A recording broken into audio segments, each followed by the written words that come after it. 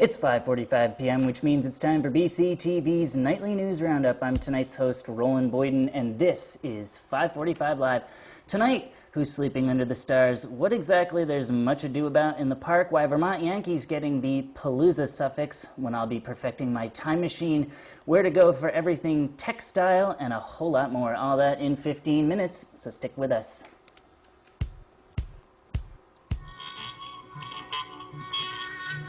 In 2010, Entergy operated Vermont Yankees safely and met all safety cornerstone objectives.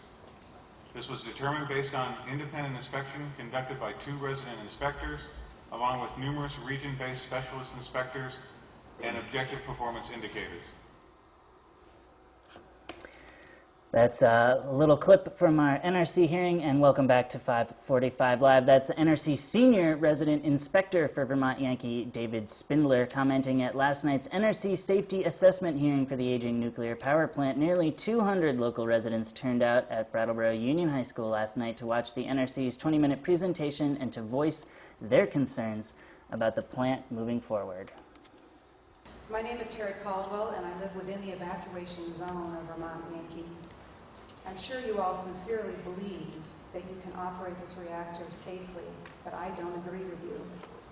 The rudeness we've witnessed tonight is born from anger, frustration, and fear that VY is a Fukushima waiting to happen. I'm convinced your support of continued operations of this antique leaking reactor places us in grave danger. Today's court hearings began at the U.S. District Court here in Brattleboro. Entergy has petitioned the court for a preliminary injunction that would allow them to continue operations while the lawsuit between Entergy and the state of Vermont plays out. The suit, scheduled to be heard by Judge J. Gavin Murtha in October, will determine if the state of Vermont does indeed have the authority to discontinue the plant's operation, as was stipulated in a 2002 agreement between the plant's owners and the state of Vermont. In the agreement, Entergy agreed to make their continued operation contingent on issuance of a certificate of public good from the Vermont Public Service Board, but Entergy is now contesting that when state legislators voted down the certificate in 2010, they violated the agreement, leaving the plant's fate under the sole jurisdiction of the Nuclear Regulatory Commission. This week's hearings, also heard by Judge Murtha, could very well determine October's outcome in the case. This morning I was outside the courthouse where protesters on both sides of the issues gathered to usher in the procession of attorneys, witnesses, and reporters. Let's take a game break with our 5:45 Live extended special on today's activities.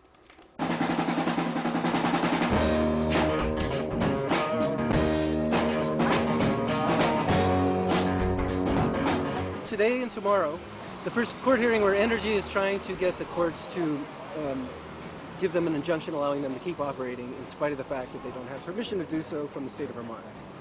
They're going to make their case, and the state of Vermont's going to make their case. We are here 100% in solidarity with the state of Vermont.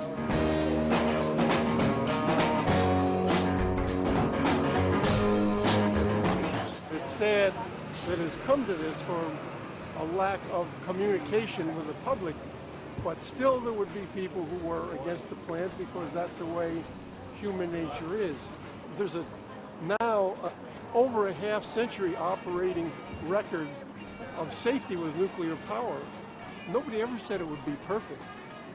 The awareness, the consciousness, and the agreement of people across the state is becoming very widespread. And so what you see here today are not just local folks, but people who've come all the way down from Burlington, from Randolph, from other towns. We're just here to say we support the state in this lawsuit. Why should a huge corporation have the right to be able to say, well, we can ignore Vermont law? They knew about the law, they had agreed to the law when it was written, and now when it happened to go against them, they're saying, well, we don't really agree with it anymore. And I think that that's very much an unfair practice and putting an unfair burden on the state to have to be fighting this lawsuit when we follow democratic process and due process, and that they should simply follow Vermont law.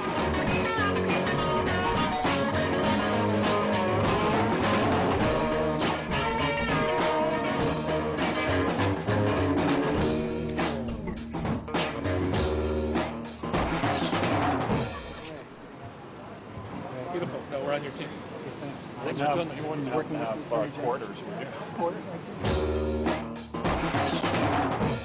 Increased security measures have been taken in response to threats made earlier this year by anti-nuclear activists in New York over the Indian Point nuclear power plant.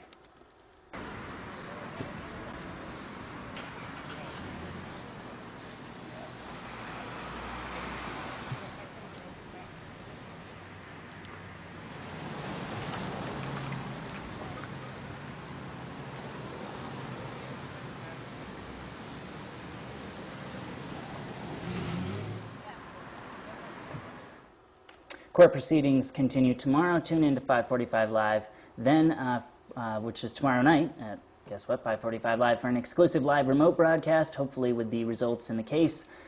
And we'll try and keep you updated as much as possible in the, as this whole thing unfolds. And that's pretty much burned right through our headline section, which means it's time for us to hit our calendar coverage. We'll start with this Friday's 2011 Relay for Life of Windham County. For more on the event, here's Relay Chair Peter Case, known to many as WKVT's Fish. The Windham County Relay for Life gets kicked off this Friday, June 24th, at the BUHS track at, right here in Brattleboro.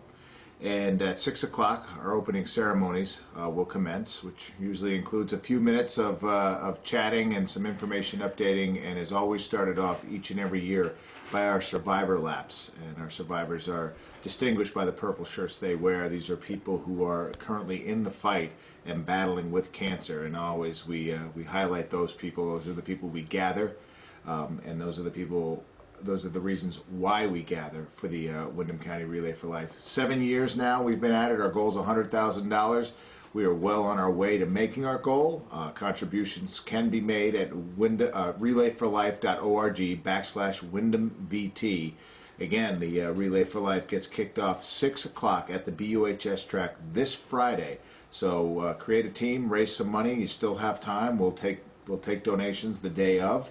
Right there, you can find any one of our committee members and make the donation, or even a team member or somebody you might know, make the donation through them. And we hope to see you there at the Windham County Relay for Life this Friday, 6 o'clock. You can find out all you need to know at relayforlife.org/WindhamVT. There you go. Next, the Vermont Theater Company is performing Much Ado About Nothing. The classic from correction from yesterday turns out not a Kenneth Branagh, as I said, but William Shakespeare classic. The figurative curtain will rise at 6 p.m. right after the show on the Living Memorial Park stage in West Brattleboro. And at 5:30 p.m. tomorrow night, the Marlborough College Graduate Center is hosting Sustainability in the Textile and Clothing Industry, a free public talk with former Textile Exchange ED David Bennell. You can find the Graduate Center downtown, just south of the Brattleboro Museum and Arts Center, across from the co-op, and they do provide parking. So there you go. And if we missed your event, or you want more coverage than just me adapting your press release for iambic pentameter, then email me, roland@brattleboro.tv.org. That's ROLAND@brattleboro.tv.org. And with precious little time left, we're going to have to do our BCTV schedule quick glance just as very quickly as I can. The BCTV schedule quick glance is my chance to shamelessly plug our channel, which are channels 8 and 10 on Comcast. Tonight, Amy Goodman's Democracy Now! Is kicking off at 6:30 instead of 7:30, which is its traditional time. So be sure to check that out for all you DN addicts, which we know there are a lot of in town. And we'll 2 notches up the dial on Channel 10. We have a graduation fiestas, which starts with Leland and Gray's 2011 commencement at 7:30 p.m. and then goes back to back with Brattleboro Union High School ceremony at 9:50 p.m. And finally, I'll just quickly remind you that you can catch the rebroadcast of the ever dynamic and entertaining 545 Live following mornings at 9:15 on Channel 10. And as always, you can find our complete schedule for both channels updated to the minute, along with live streaming and video on demand for all local programming at BrattleboroTV.org. That's a full lit, everybody. Thanks for checking in with us. But before you switch over to Clever Kitchen, remember, we'll be back tomorrow with all the details on Yankee Palooza, more on the Relay for Life, a special remote broadcast from yours truly, and more for BCTV and 545 Live. I'm Roland Boyden saying good night, everybody.